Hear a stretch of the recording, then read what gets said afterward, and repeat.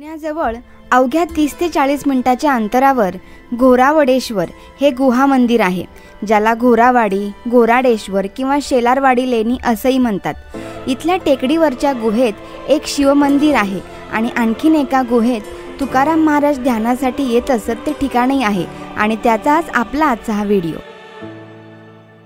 नमस्कार, मी मधुरा आणि अनवट वाटामध्ये आपलं खूप मनापासून स्वागत। आपल्याला नेहमी प्राचीन आणि पुरातन अशा ठिकाणांना भेट द्यायला आवडतं आणि म्हणून आज आपण आलेलो आहोत पुण्याजवळच असलेल्या शेलारवाडी या लेण्यांना भेट देण्यासाठी। या लेण्यांना घोरावडेश्वर असंही म्हणतात, कारण की इथे घोरावडेश्वराचं महादेवाचं मंदिर आहे। या लेण्यांचं आणखीन एक महत्त्व म्हणजे तुकाराम महाराज या लेण्यांच्या इथे ध्यानासाठी येत असत। तेव्हा चला तर मग सुरुवात करूयात आपल्या आजच्या व्हिडिओला आणि या व्हिडिओमध्ये समजावून घेऊयात या लेण्यांची संपूर्ण माहिती आणि तुकाराम महाराज ध्यानासाठी कुठे येत असत ते। चला तर मग।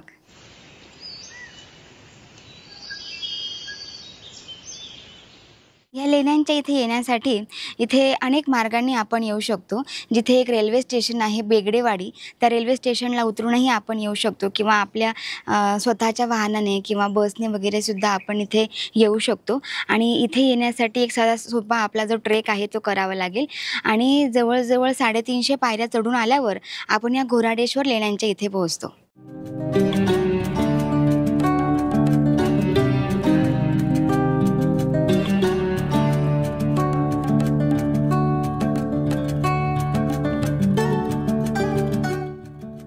अर्ध्या दिवसाच्या पिकनिकसाठी हे एक उत्तम ठिकाण असून इथे आल्यावर शहराच्या धावपळीपासून दूर आल्याचा अनुभव येतो। या टेकडीवर उभं राहून समोरचा लगबगीचा रस्ता पाहिला तर आपण गर्दीपासून किती अलिप्त आणि वेगळे आलेलो आहोत हे ध्यानात येतं।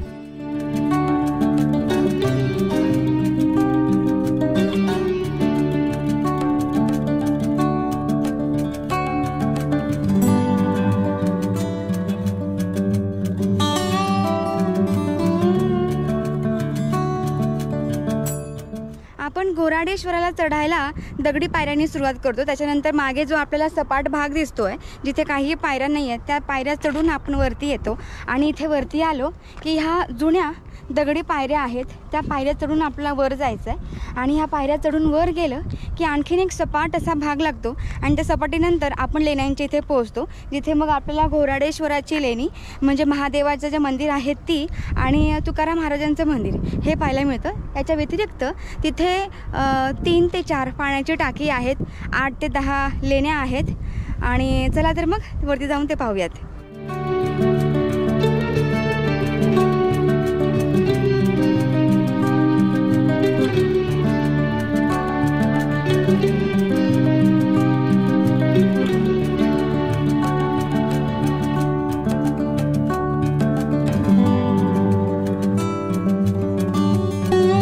हे ठिकाण समुद्रसपाटीपासून 450 ते 500 मीटर अंतरावर असल्यामुळे जेव्हा हा डोंगर सर करून आपण वर येतो तेव्हा मंदिराच्या समोर बसल्यावर आपल्याला समोरच्या परिसरामधलं बिर्ला टेम्पल किंवा MCM क्रिकेट ग्राउंड ही जी ठिकाणं आहेत ती अगदी पाहायला मिळतात। त्यामुळे हे सर्व बघायला अगदी विलक्षण असं वाटतं।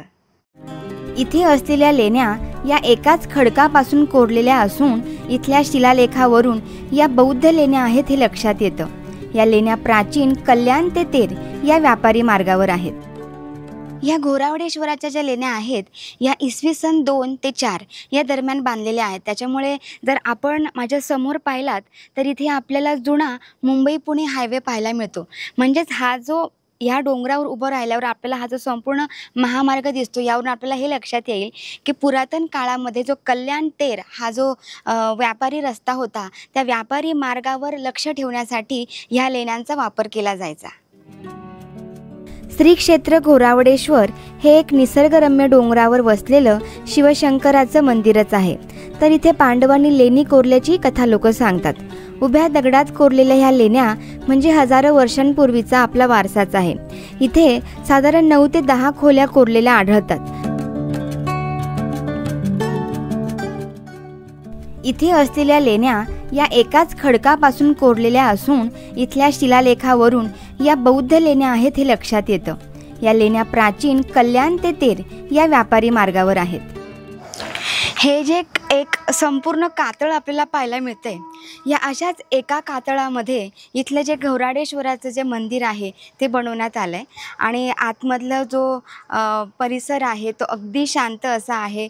पुढे जो आहे तो सभामंडप आहे, आतमध्ये गर्भगृह आहे आणि गर्भगृहामध्ये सुंदर अशी घोराडेश्वराची महादेवाची पिंडी आहे।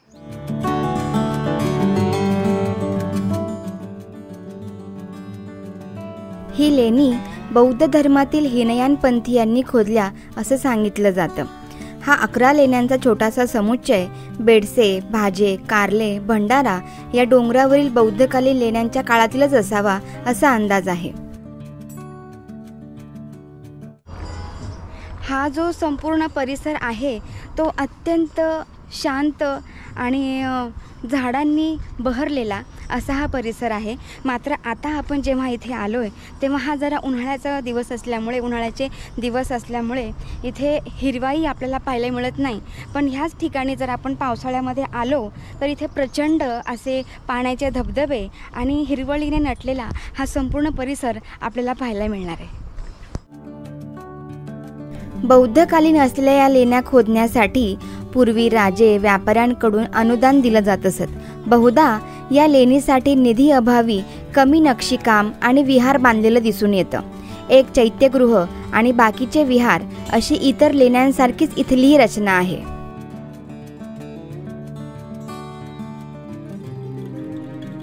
डोंगराच्या माथ्यावर दगडात कोरलेली पाण्याची टाकी देखील इथे पाहायला मिळतात। मे महिन्यात सुद्धा ही पाण्याची टाकी पाण्याने चांगलीच भरलेली असतात। त्यामुळे पाण्याचे नियोजन हे आपल्या पूर्वजांनी किती योग्यरित्या केलं होतं हेच इथे पाहायला मिळतं। इथे मागे आपल्याला मुंबई पुणे हायवे पाहायला मिळत असेल। त्याच्यावरती जे आहे त्या दगडी पायऱ्या आहेत, त्या दगडी पायऱ्या चढून आपण वर येतो। त्याच्यानंतर समांतर असा एक विस्तीर्ण एक भाग पाहायला मिळतो जिथे काही पायऱ्या नाही आहेत। त्या पायऱ्या नसलेला भाग आपण चढून आलो की दगडामध्ये कोरलेल्या म्हणजे कातळामध्ये कोरलेल्या काही पायऱ्या आपल्याला पाहायला मिळतात। त्याच्यानंतर आपण जेव्हा समांतर अशा जागेवर येतो तेव्हा आपल्याला इथे पुढे असं आलं की इकडे तुकाराम महाराजांचं जे मंदिर आहे ते पाहायला मिळतंय।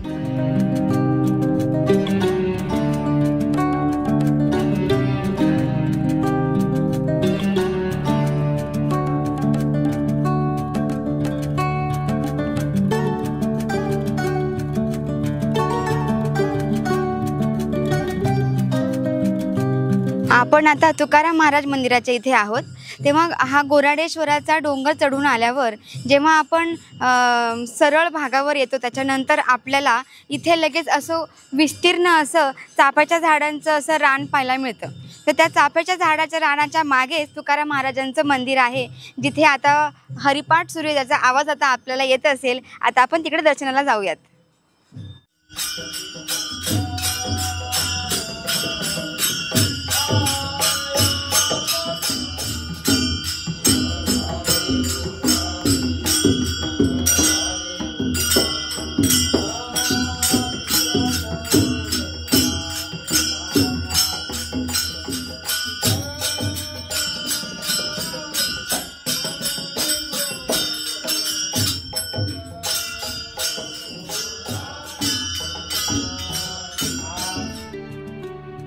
ध्यानस्थ बसण्यासाठी या खोल्यांचा वापर होत असे। त्यामुळेच संत तुकाराम महाराज इथे ध्यानस्थ बसण्यासाठी येत असत। ते ज्या गुहेमध्ये ध्यानासाठी येत असत त्या गुहेमध्ये आज विठ्ठल रुक्मिणीची आणि तुकारामांची मूर्ती पाहायला मिळते। तेव्हा पुण्याजवळच असलेल्या या प्राचीन लेण्यांना, इथे असलेल्या तुकाराम महाराजांच्या ठिकाणाला आणि शिवमंदिराला जाण्यासाठी इथे नक्की भेट द्या। तर आजच्या आपल्या या व्हिडिओमध्ये आपण या घोरावडेश्वर लेणी, त्याचबरोबर या लेण्यांचा इतिहास आणि तुकाराम महाराज इथे कुठे ध्यानाला बसत होते त्या ठिकाणाबद्दल संपूर्ण माहिती आपण पाहिली। तेव्हा हा व्हिडिओ जर आपल्याला आवडला असेल तर आम्हाला कमेंट करून नक्की सांगा। व्हिडिओ आवडला असेल तर व्हिडिओला लाईक आणि चॅनलला सबस्क्राईब जरूर करा, जेणेकरून असेच नवनवीन व्हिडिओ आम्ही आपल्यापर्यंत आणू शकतो। तोपर्यंत आपण दिलेल्या वेळेसाठी धन्यवाद आणि पुन्हा भेटूयातच अशाच एका वेगळ्या व्हिडिओमध्ये।